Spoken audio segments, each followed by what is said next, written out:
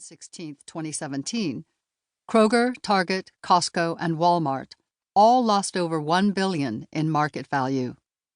And on January 30, 2018, when Amazon announced its healthcare joint venture, many healthcare and retail pharmacies lost market value, including Rite Aid, Express Scripts, and United Healthcare. What's Amazon's secret? The scope of its online mega mall, with items numbering in the hundreds of millions, many costing less than what traditional merchants charge, has changed consumer expectations of the shopping experience.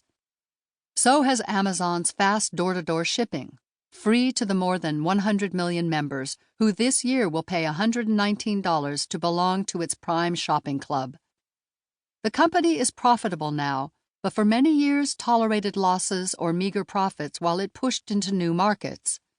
Amazon also has popularized a form of cloud computing that has wreaked havoc on sellers of computer equipment and software to businesses. Retail Apocalypse by Matt Townsend, Jenny Serrain, and Christopher Cannon.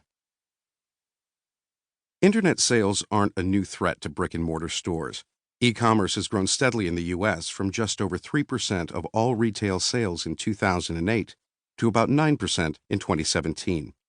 Yet the pace of American store closings jumped sharply last year. 9,108 were shuttered, and just 4,881 opened. The so-called retail apocalypse intensified despite a growing economy, shrinking unemployment, and sky-high consumer confidence. So who's worried? Investors and executives in almost every industry worry about being Amazoned. Repeatedly over the last few years, announcements or rumors of Amazon's interest in a new business line have resulted in a sell-off of stocks in related companies. The day Amazon announced it was buying the Whole Foods Market Incorporated supermarket chain in 2017, other grocers, packaged food companies, and restaurants that might be in Amazon's way shed about $50 billion in collective stock market value.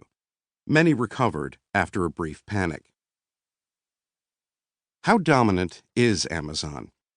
It accounts for about 44% of U.S. online sales, which hit $453 billion in 2017.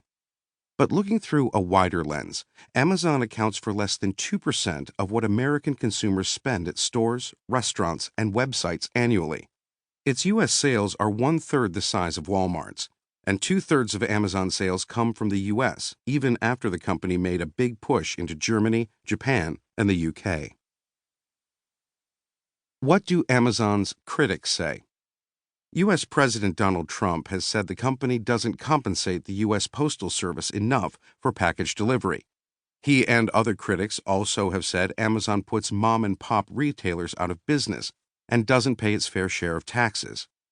Amazon's contract with the Postal Service is confidential, but the service is legally prohibited from charging shippers less than its delivery costs.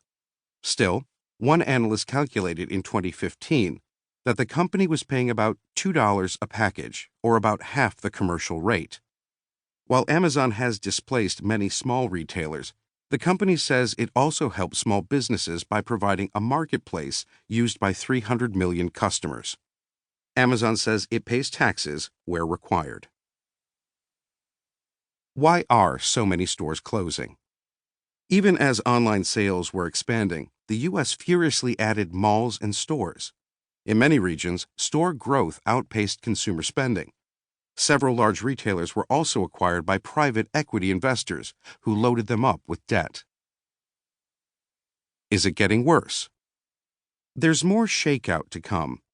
As more big retailers such as Toys R Us go bust, and mall anchor tenants like Macy's and JCPenney close stores, the amount of new empty retail space is set to surpass the record of 105 million square feet shuttered in 2017.